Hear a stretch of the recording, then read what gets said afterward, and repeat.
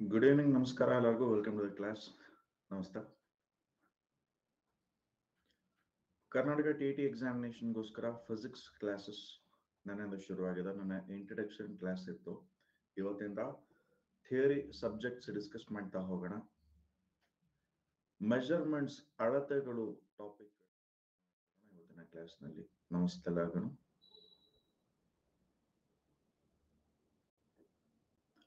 T ಬ್ಯಾಚ್ಗೆ ಸ್ನೇಹಿತರಿಗೆ join ಆಗೋದಕ್ಕೆ interest ಇದ್ರೆ 5ನೇ ತಾರೀಕು ಅಂದ್ರೆ ನಾಳೆ 5th ಫೆಬ್ರವರಿ ಸಂಜೆ 6 ಗಂಟೆಯಿಂದ 9 ಗಂಟೆಗೆ ಉಚಿತವಾಗಿರುವಂತಹ ಸ್ಕಾಲರ್ಶಿಪ್ ಟೆಸ್ಟ್ ಇರುತ್ತೆ. ಅಟೆಂಡ್ ಮಾಡ್ಕೊಳ್ಳೋದಕ್ಕೆ ತಿಳಿಸಿ.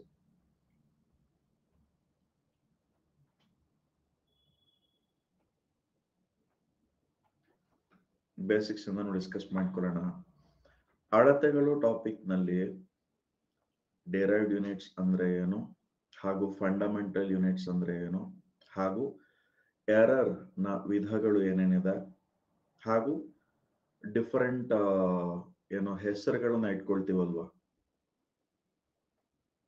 ಈಗ ಫಾರ್ ಎಕ್ಸಾಂಪಲ್ ಆಸ್ಟ್ರೋನಾಮಿಕಲ್ ಯೂನಿಟ್ ಇರಬಹುದು, ಈ ತರದ್ದು ಆ ಎಲ್ಲ ವಿಷಯಗಳನ್ನ ಕೂಡ ಡಿಸ್ಕಸ್ ಮಾಡ್ಕೊಳ್ಳೋಣ.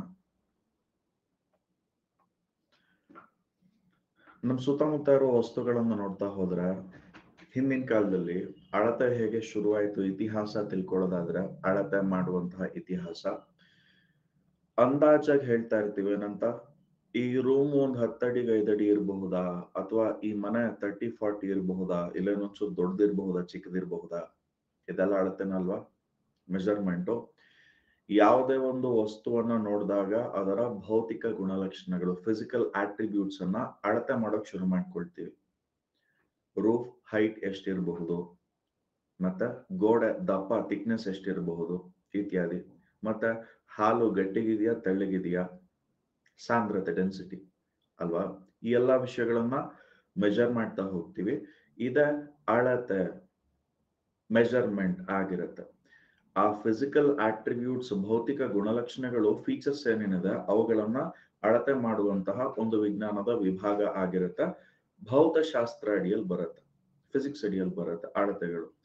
ಹಿಂದಿನ ಕಾಲದಲ್ಲಿ ಈ ಮೆಜರ್ಮೆಂಟ್ಸ್ ಅನ್ನ ಯಾವ ರೀತಿ ಮಾಡ್ಕೊಳ್ತಾ ಇದ್ರು, ಅದಕ್ಕೊಂದು ಸ್ಟ್ಯಾಂಡರ್ಡೈಸ್ಡ್ ಫಾರ್ಮ್ ಬಂದಿದ್ ಯಾವಾಗ ಅಂತ ನೋಡೋದಾದ್ರೆ, ತುಂಬಾ ಹಿನ್ನೆಲೆ ನೋಡೋದಾದ್ರೆ, ಪ್ರಾಚೀನ ಈಜಿಪ್ಟ್ ನಲ್ಲಿ ಮೊಣಕೈ ತನಕ, ಬೆರಳಿನ ತುದಿಯಿಂದ ಮೊಣಕೈ ತನಕ ಒಂದು ಮೊಳ, ಕ್ಯೂಬಿಟ್ ಅನ್ನ ಅಳತೆ ಮಾಡೋದಕ್ಕೆ ಯೂಸ್ ಮಾಡ್ತಾ ಇದ್ರು. ಇವಾಗ್ಲೂ ಕೂಡ ನಮ್ ಕಡೆ ಎಲ್ಲ ಹೂವನ್ನ ಅಳಿಬೇಕಾದ್ರೆ, ಹೂವನ್ನ ಮೆಜರ್ ಮಾಡ್ಬೇಕಾದ್ರೆ 1 ಮೊಳ, 2 ಸೇರಿದ್ರೆ ಅರ್ಧ ಮಾರು, ಆಮೇಲೆ 3 ಮೊಳ, 4 ಮೊಳ ಸೇರಿದ್ರೆ 1 ಮಾರು ಮೆಜರ್ ಮಾಡ್ತೀವಲ್ವಾ. ಕ್ಯೂಬಿಟ್ ಮೆಜರ್ ಮಾಡ್ತಾ ಇದ್ರು ಮುಂಚೆ. ನಂತರ ಫೂಟ್ ಅಂದ್ರೆ ಅಡಿ, ಇದನ್ನ ಮೆಜರ್ ಮಾಡ್ತಾ ಇದ್ರು, ಉದ್ದದ ಲೆಂತ್ ಅನ್ನ ಮೆಜರ್ ಮಾಡೋದಕ್ಕೆ. ಹಾಗೂ ಗಜ ಅಂತ ಕರೀತಾರೆ. ಗಜ 6 ಗಜ, 9 ಗಜ ಬಟ್ಟೆ, ಸೀರೆ, ಪಂಚ ಎಲ್ಲ ಮೆಜರ್ ಮಾಡ್ತಾರಲ್ವಾ, ಯಾರ್ಡ್ ಅಂತ ಕರೀತಾರೆ. ಇದನ್ನು ಡಿಸ್ಟೆನ್ಸ್ ಮೆಜರ್ ಮಾಡೋದಕ್ಕೆ ಬಳಕೆ ಮಾಡ್ಕೊಳ್ತಾ ಇದ್ರು. ಡಿಸ್ಟೆನ್ಸ್ ಅನ್ನ, ದೂರವನ್ನ, ಉದ್ದವನ್ನ ಅಳಿಯೋದಕ್ಕೆ ಯೂಸ್ ಮಾಡ್ತಾ ಇದ್ರು. ನಂತರ ಏನಾಯ್ತು ನೋಡಿ, ಮೇಜರ್ ವಿಷಯ ಏನಪ್ಪಾ ಅಂತ ಹೇಳಿದ್ರೆ,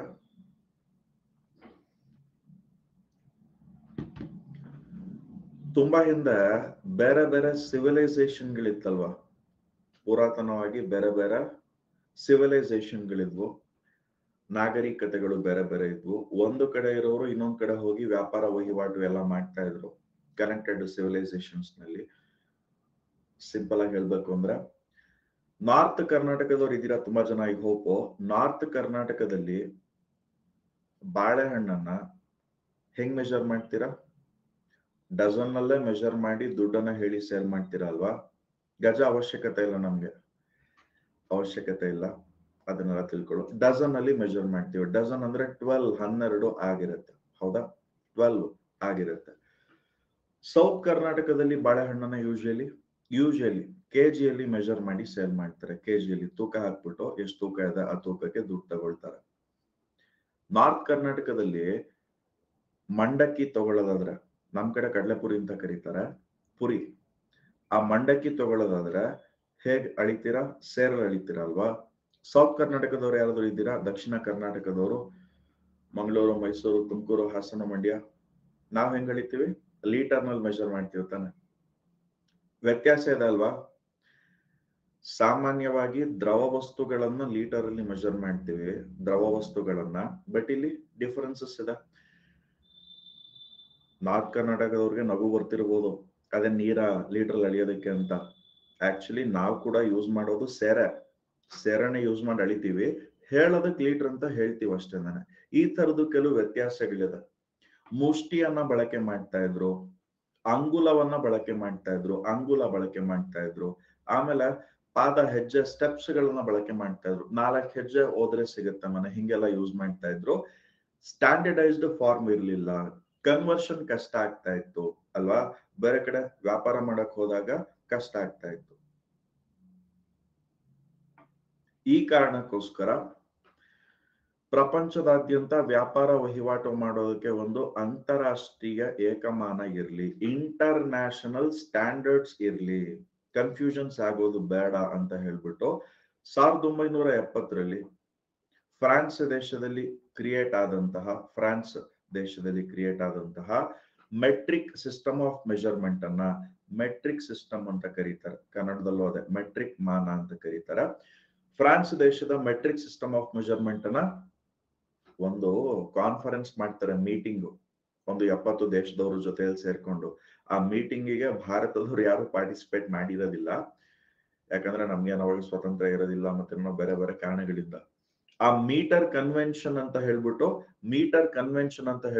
ಒಂದು 60+ ದೇಶಗಳವ್ರ ಜೊತೆಯಲ್ಲಿ ಸೇರಿ ಒಂದು ಮೀಟಿಂಗ್ ಮಾಡ್ಕೊಳ್ತಾರೆ. ನೆನ್ಪಿಟ್ಕೊಳ್ಳೋ ಅವಶ್ಯಕತೆ ಇಲ್ವೇ ಇಲ್ಲ. ಇದನ್ನೆಲ್ಲ ಯಾವ ಇಸ್ವಿನಲ್ಲಿ ಮಾಡ್ಕೊಂಡ್ರು ಇದನ್ನೆಲ್ಲ ನೆನ್ಪಿಟ್ಕೊಳ್ಳೋದೇನ್ ಬೇಡ. ಈ ಮೀಟರ್ ಕನ್ವೆನ್ಷನ್ ಮಾಡ್ಕೊಂಡ್ಬಿಟ್ಟು ಇನ್ಮೇಲೆ ಪ್ರಪಂಚದಾದ್ಯಂತ SI ಯೂನಿಟ್ ಆಗಿ, ಇಂಟರ್ನ್ಯಾಷನಲ್ ಸಿಸ್ಟಮ್ ಆಫ್ ಯೂನಿಟ್ಸ್ ಆಗಿ.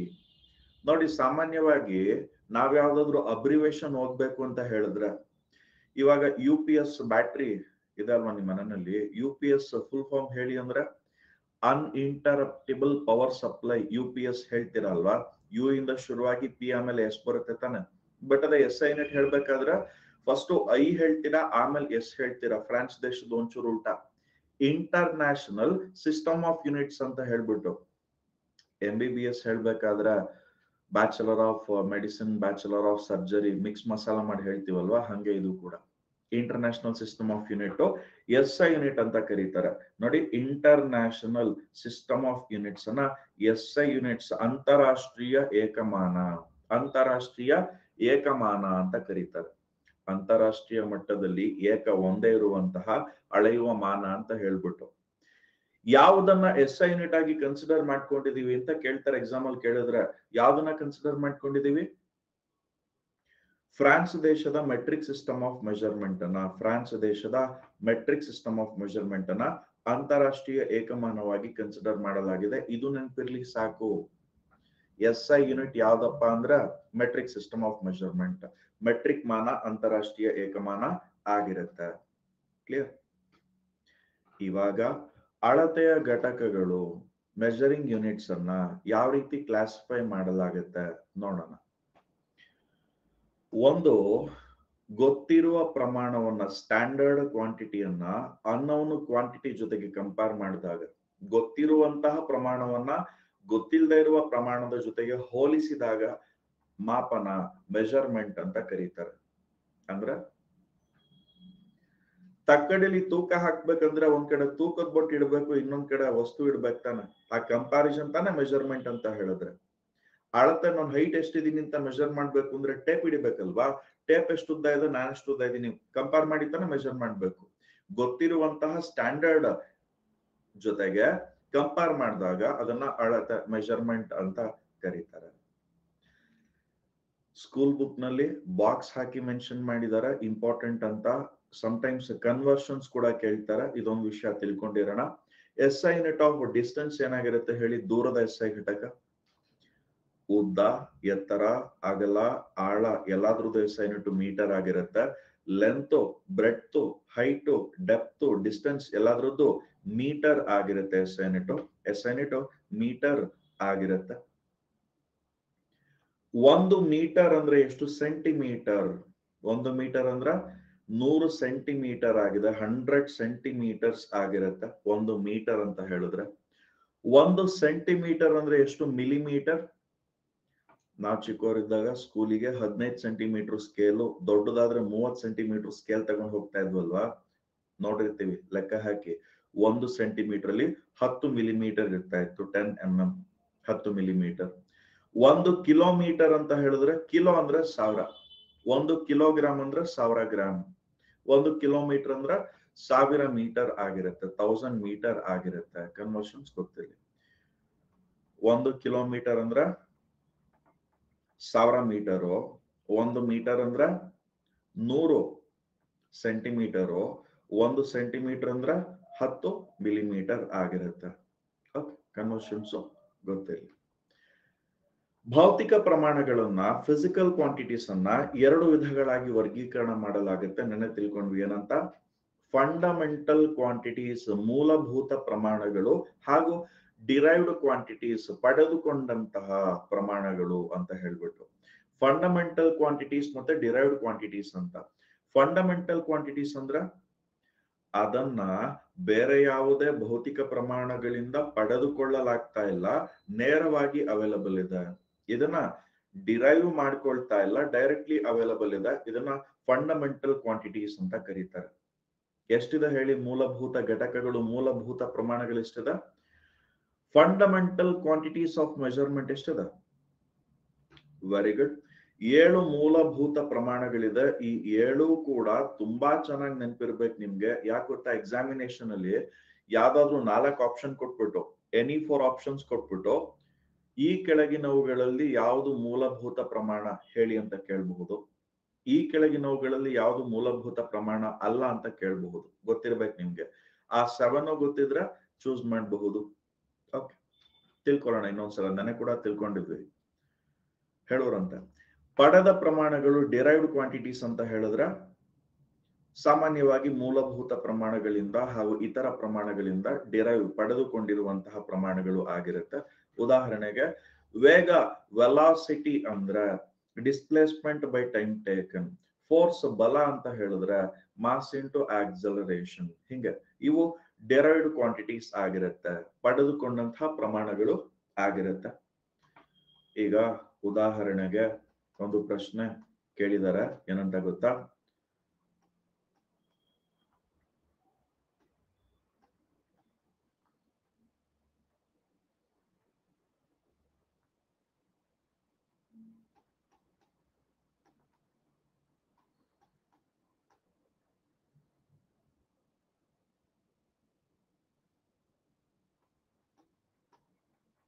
ಕನ್ನಡ ಆಪ್ಷನ್ಸ್ ಹೀಗೆ ಕೊಟ್ಟಿದಾರ, ಇಂಗ್ಲಿಷ್ ಆಪ್ಷನ್ಸ್ ಪಕ್ಕದಲ್ಲಿ ಬರೀತೀನಿ.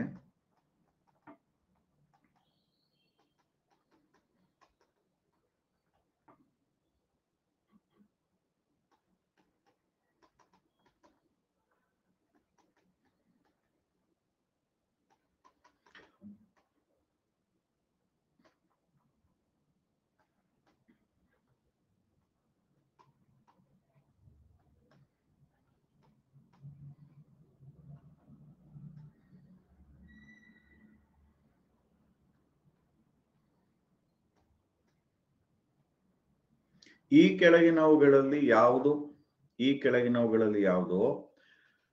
ಫಂಡಮೆಂಟಲ್ ಯೂನಿಟ್ಸ್ ಆಫ್ ಮೆಜರ್ಮೆಂಟ್ ಅಲ್ಲ ಅಂತ ಕೇಳಿದ್ರೆ ಏನ್ ಹೇಳ್ತೀರಾ?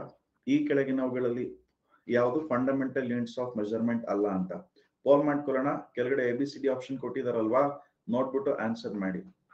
ಫಂಡಮೆಂಟಲ್ ಯೂನಿಟ್ಸ್ ಆಫ್ ಮೆಜರ್ಮೆಂಟ್ ಯಾವುದು ಅಲ್ಲ ಅಂತ ಎಲ್ಲ ಯೋಚನೆ ಮಾಡಿ ಆನ್ಸರ್ ಮಾಡಿ. ABCD ಎಲ್ಲಿದೆ ನೋಡ್ಬಿಟ್ಟು ಆಮೇಲೆ ಆನ್ಸರ್ ಮಾಡಿ. ಫಂಡಮೆಂಟಲ್ ಯೂನಿಟ್ ಆಫ್ ಮೆಜರ್ಮೆಂಟ್ ಯಾವುದು ಅಲ್ಲ ಅಂತ ಹೇಳ್ಬಿಟ್ಟು.